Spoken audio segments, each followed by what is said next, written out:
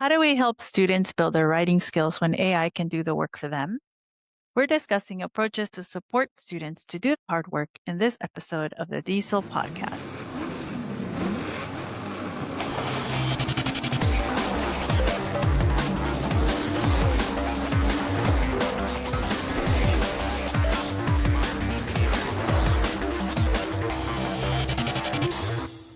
Welcome to the DIESOL podcast, where we focus on developing innovation in English as a second or other language. I'm Brent Warner, professor of ESL at Irvine Valley College and author of EdTech for Multilingual Learners. And I am here with the exuberant Ishel Reyes. Yay, a new adjective every time. Although your yay was not as exuberant as I was hoping with Yay. There you go. That's a little bit. exuberance. Sure. Award-winning educator in innovation and professional development, all the good things. So Ishel, how are you doing? Pretty good. How are you? Nice. I'm feeling well. Yeah, we thought we'd talk today. We're going to jump right into it, I think. We're going to talk about writing. I don't think we've done a sit-down episode for a long time, just focused on writing. Just writing. Yeah. And so you and I, over the years, we've developed techniques and things that we like. Some of them are go-to. Some of them are kind of, more newer things that we're experimenting with and always trying things out. I'm sure I've mentioned, at least some of the things that I'm going to talk about, I'm sure I've mentioned in the past. But I figure if I can't remember, maybe the diesel crew can't remember. Needs a refresher. With revisiting. So. Yep. Same for me.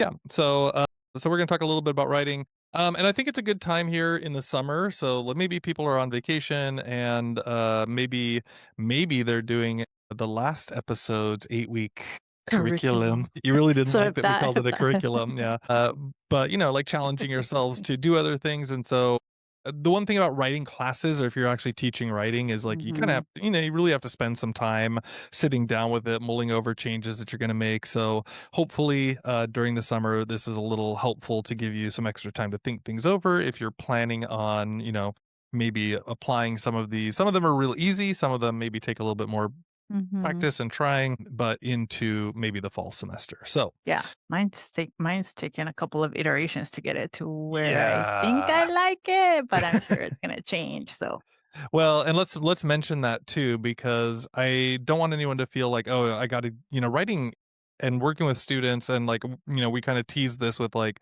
helping students, understand writing in the age of AI.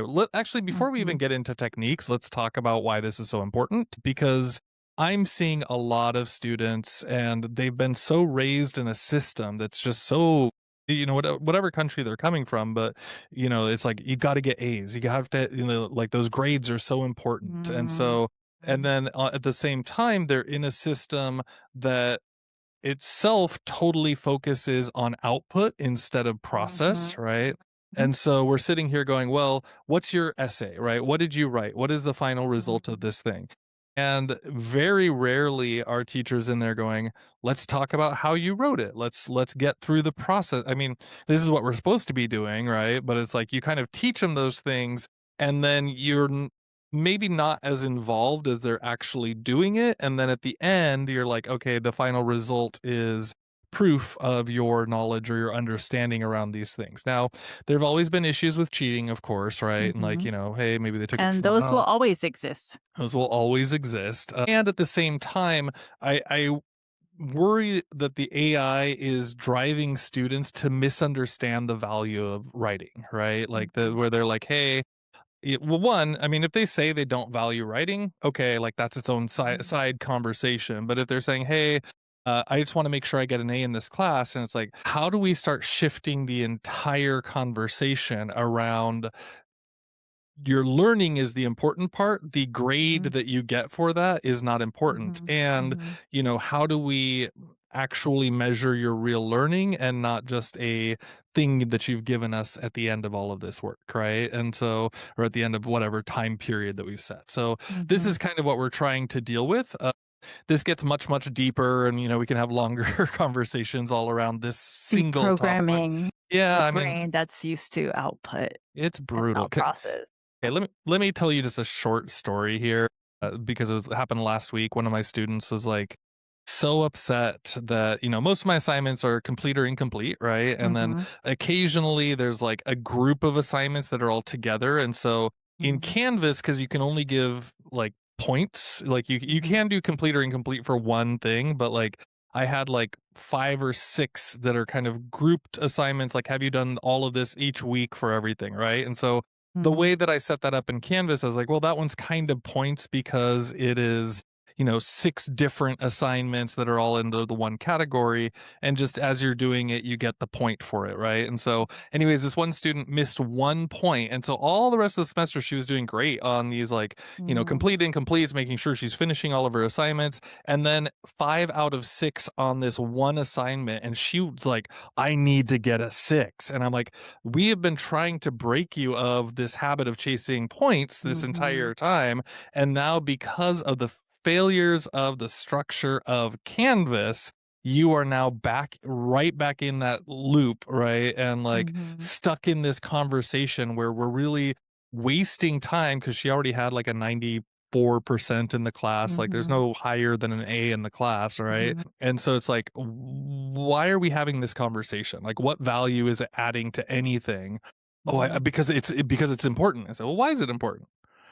I have to have 100%, like I have to have these points. It's like, and like really couldn't, articulate it clearly. And so I was like, okay, I get it. I totally get it because we're part of the system, but also, wow, we got to break this. We Mm-hmm. got to get out of this. Ask what ended up happening. What was?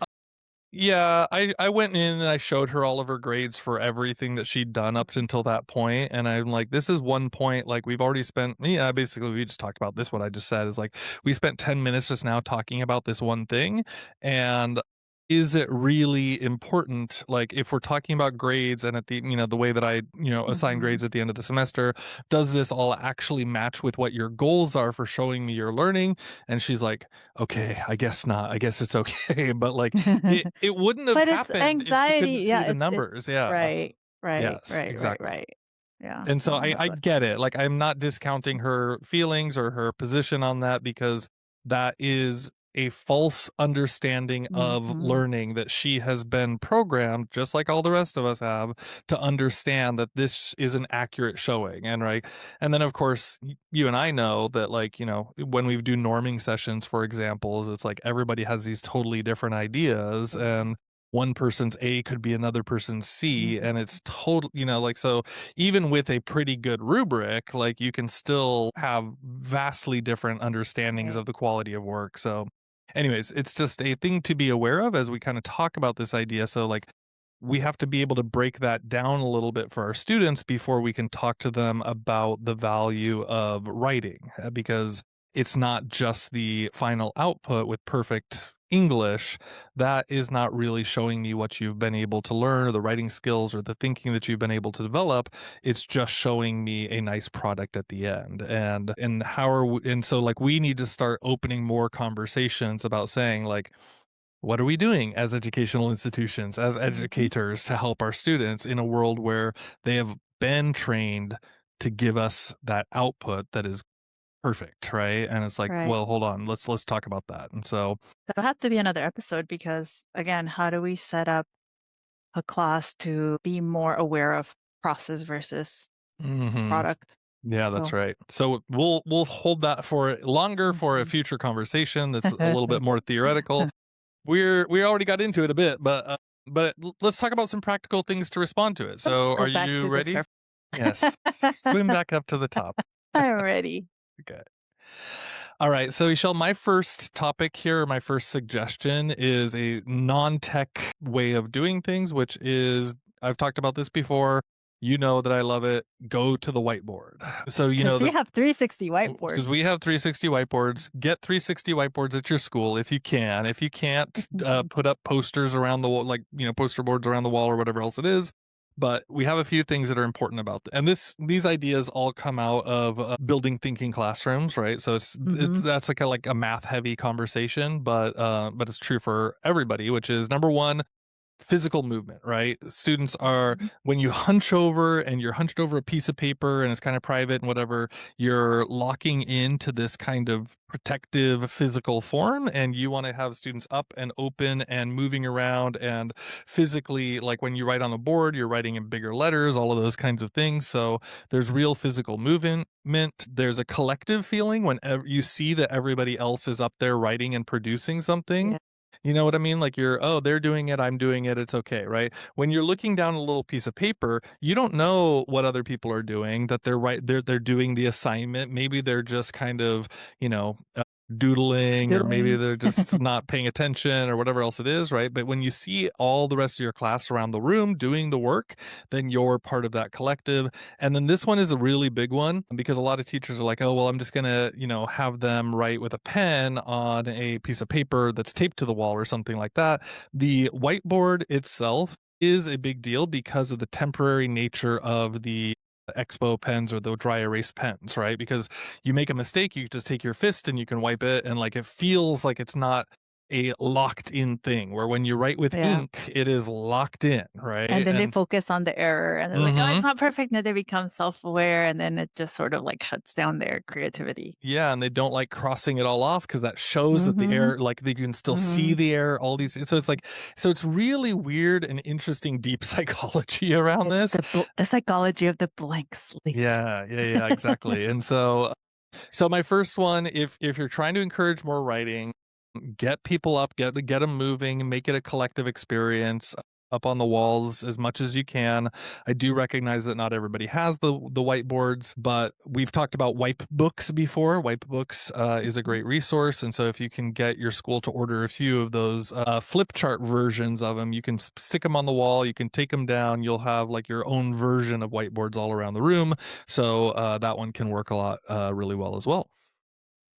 Very cool.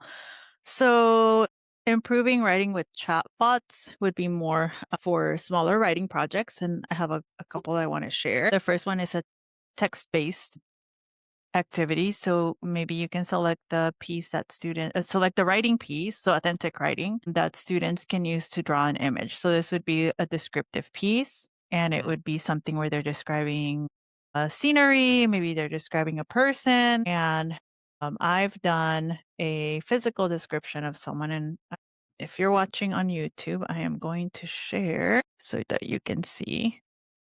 I'm going to share here somewhere as soon as I find the share button because Good old share buttons. They're there somewhere. it actually is not over here for me. There we go. Okay. So for this activity, I have a selection from the book, The Most Dangerous Game, and it's a description of General Zaroff. So students are to identify the descriptive language, and then they're supposed to draw a picture of what they imagine the face would look like.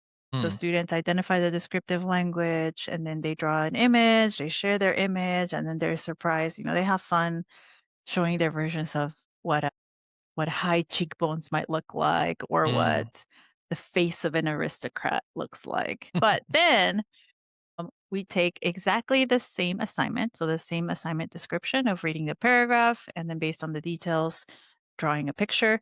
We upload that to AI, and then we compare the results of students versus AI. So then So we students' have own drawings versus Mhm. AI's interpretation from the description.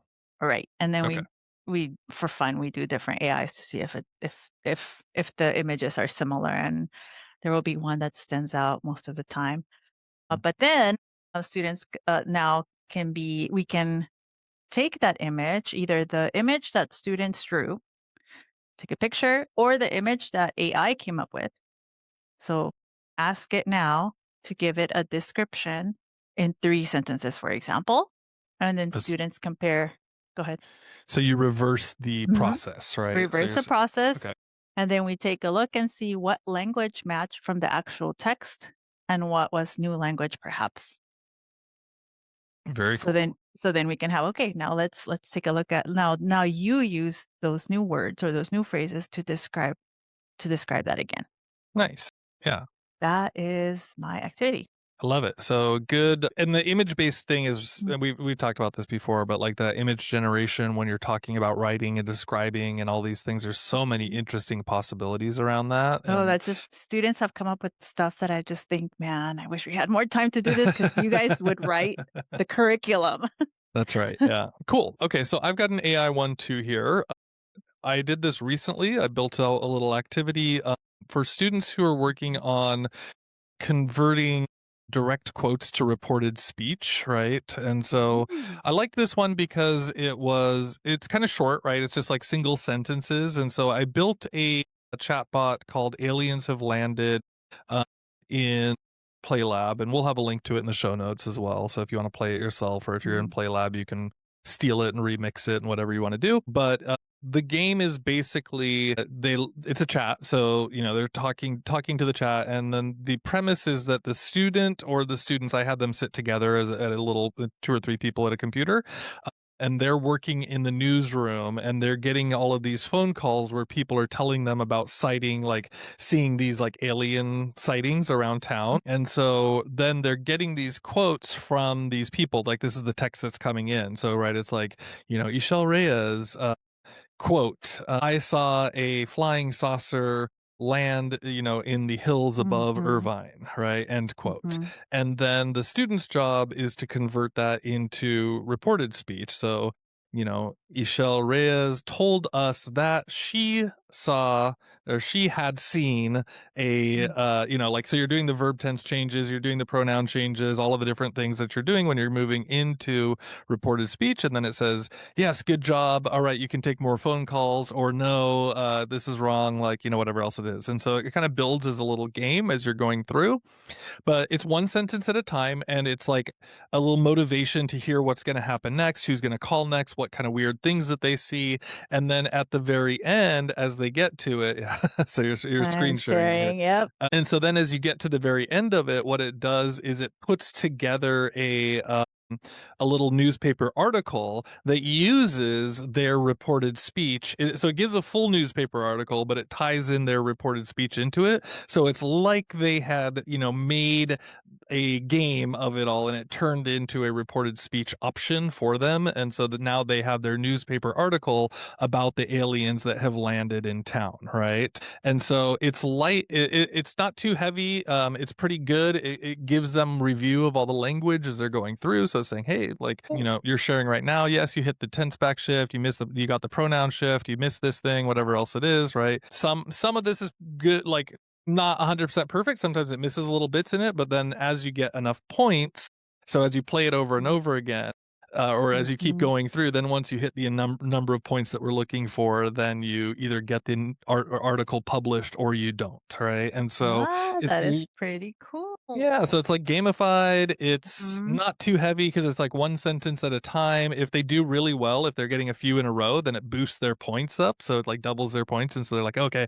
I have a better chance of getting to this final score that Mhm. I wanted to do. So a game like that, you can either take it directly from our resources, or if you want to just build your own type of chat game like that, it's a good way to get students going. My students were quite engaged with it when we turned it on for them. This is cool. I might use it soon. Yeah, yeah, take it, use it. All right. So my next activity is again using AI, and the last activity I shared was text based. So you start off with the text. Mhm. This one is image based, and yes, it is using AI. So you start with an image to glean vocabulary lists. You start with an AI image to glean Mhm. vocabulary lists. So it could be a scene or something where students have to describe what's happening, and then students would have to compare their version, and then again, ask AI to describe what's happening in the scene, and then compare the student version versus the AI version and Mm, talk about what did AI do different? Were there different descriptive phrases in there? What kind of adjectives did they use? And what was the same? And then going into okay, let's transform this into now a better draft. Let's go into rewriting and then incorporating some of the vocabulary that you have gleaned from AI. yeah. And so Let me just share an example.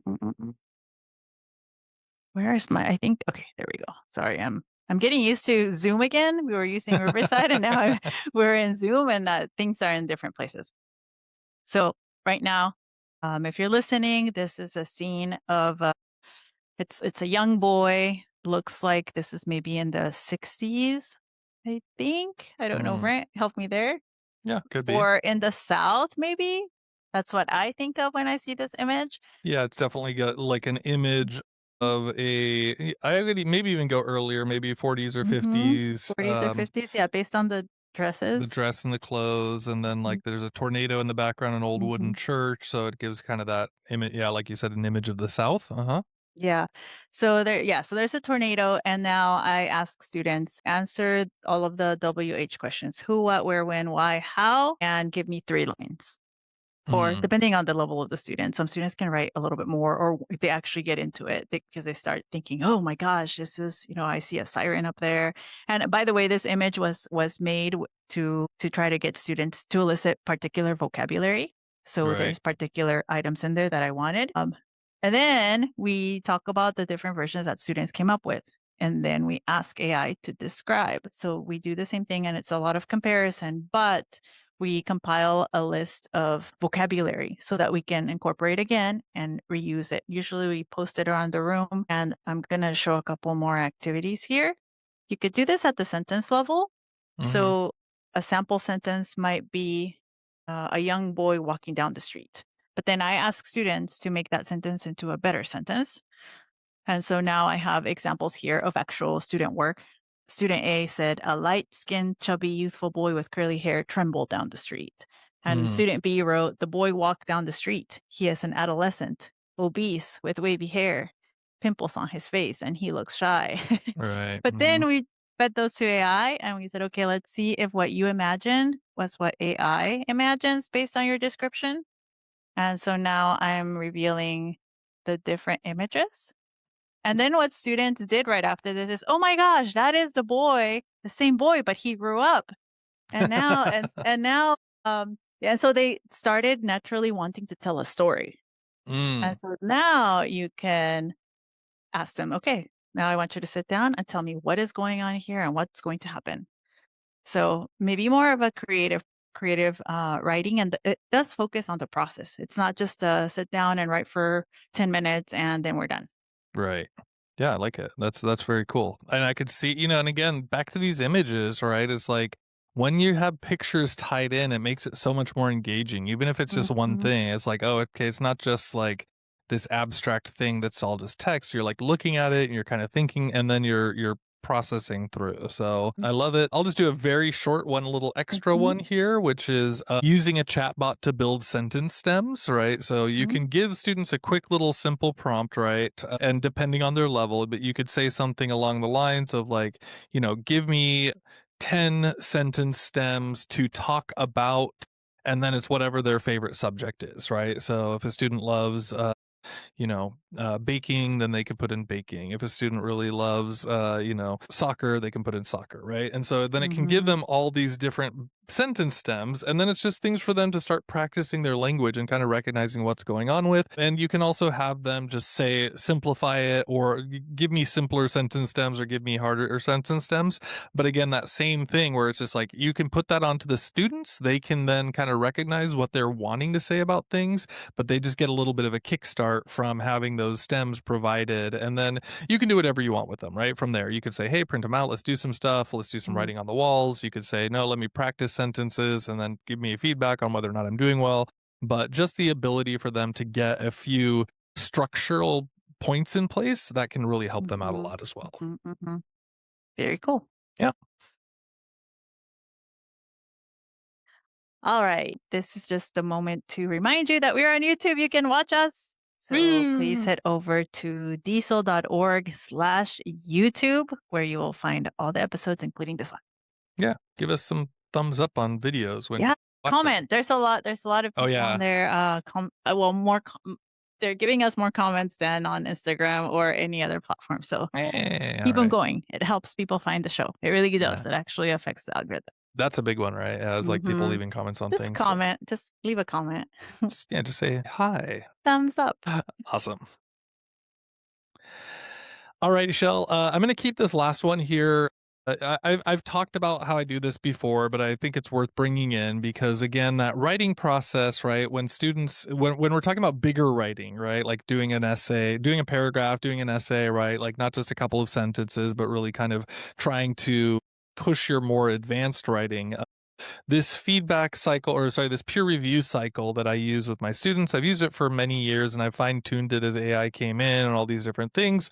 But I do want to share it because I just think it works really well for my classes, and I hope that it Mhm. works for other people as well. It's been a consistent for me for many years at this point. So if you've heard it before, see if you can make your own adjustments to it to make it work for you. But I am going to share. So, of course, you do your pre-writing, whatever else it is you need to do to scaffold the project and make sure people are prepared for it. But here's how it goes in my class, and you can sort out your timing as you need this, depending across multiple days or whatever else it is. So the first draft for students, I have them writing. They're just writing based on the prompt, doing the best that they can. No points are going into any of this. This is just, Mhm. as they're going. But the first round, after they've done their first draft, then I do AI feedback with Brisk. And so I tell the students, I'm very, very clear. I say, hey, you're going to get AI feedback. This is not me telling you any of these things. It's just going to be instant feedback. Like as soon as you turn it in class, I'm going to click on the button and you're going to get it back with this AI feedback. Remind us what Brisk is. Yeah, Brisk is a little tool that you can. Well, I mean, not little. It's pretty impressive, but it sits inside of your docs or whatever else it is, and then you can click on it and you can have it give different types of interactions, AI interactions for students. One of the big ones is feedback, right? And so, Mhm. but they do have ones where you can like do activities or you can help build, whatever else it is. There's lots of things, but I really like that feedback feature. So it just goes and plugs in feedback based on the rubric that you've uploaded. So I give it a rubric, click on a button, and then it just plugs that right into the Google Doc. That's what I use with my students. Mhm. But they can then take that and they get basically it's in a table with a couple things. So it's like the categories of the rubric, so content, grammar, whatever else it is that's going in. And then they get that feedback, and I tell it to give them 2 to 3 pieces of feedback on each category. I tell it not to tell them what to change things to, but to point out things that might need a little support. And so then what the students do is they then go in and they highlight 1 point out of those 3 from each category, and they are going to respond to it. And they're going to say, hey, I like this feedback. I'm going to use it. This is how I'm going to apply it to my paper.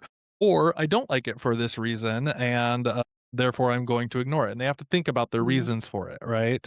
So then Mhm. they use all that and then they start using that feedback for their first round of updates. So they go through the update process, take it home, they're working on it, they're making the adjustments.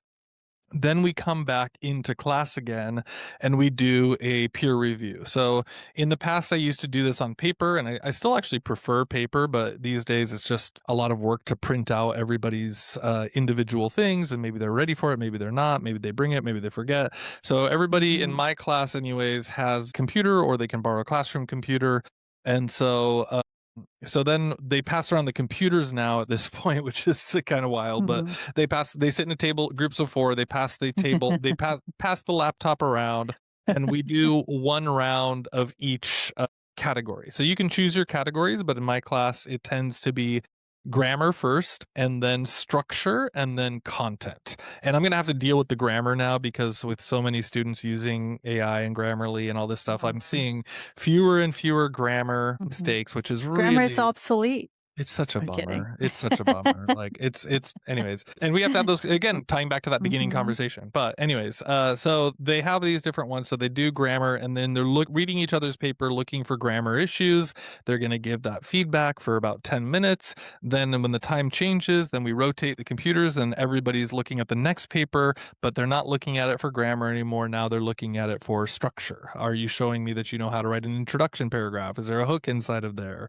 Is there a clear thesis? Does the thesis guide the purpose of the paragraphs, right? Whatever else it is that they're looking for inside of the body paragraphs, what do the topic sentences look like, etc.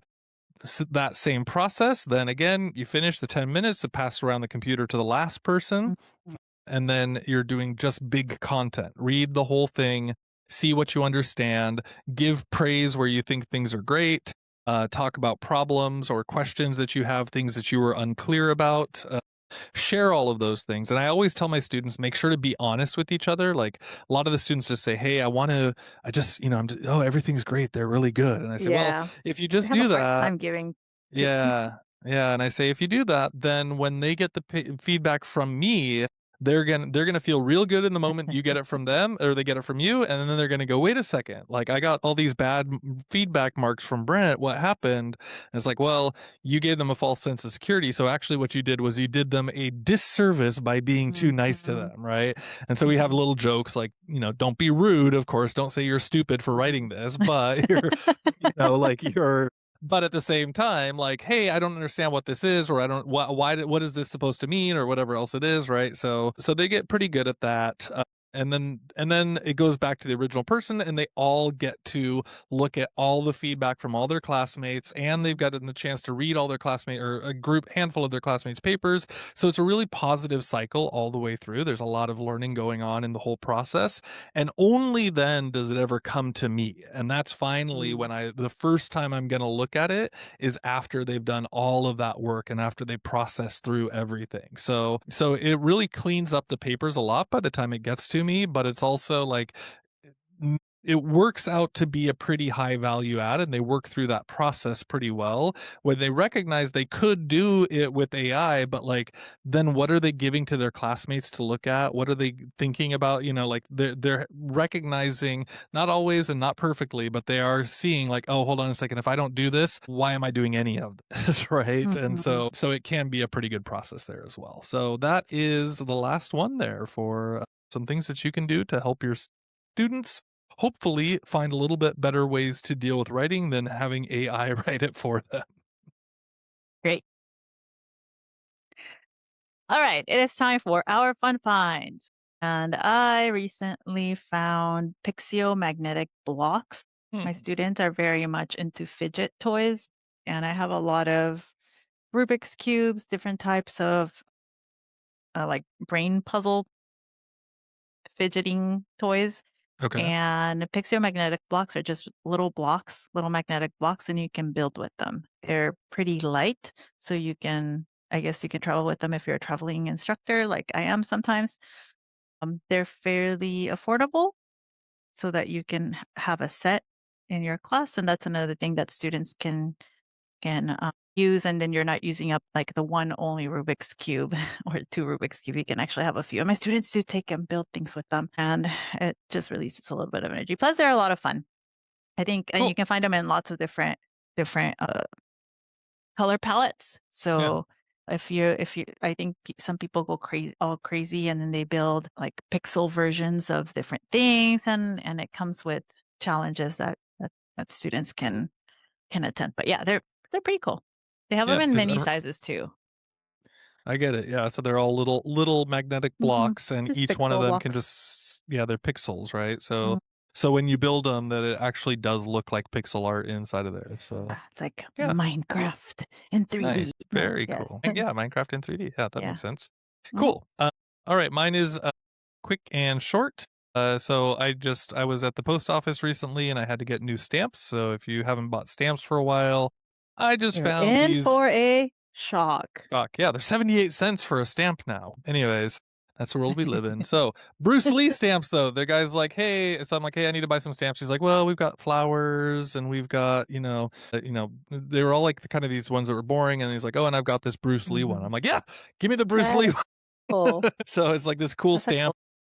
It Yeah. does well, yeah, who knows? Like I can never judge. All the stamp collectors out there Mhm. make it maybe could judge better, but it's cool to have this Bruce Lee one. He's doing that kind of the classic flying kick pose. So if it might not be at your local post office, but you can order it from USPS.com. And if you're in need of some stamps, go pick up some of those Bruce Lee ones.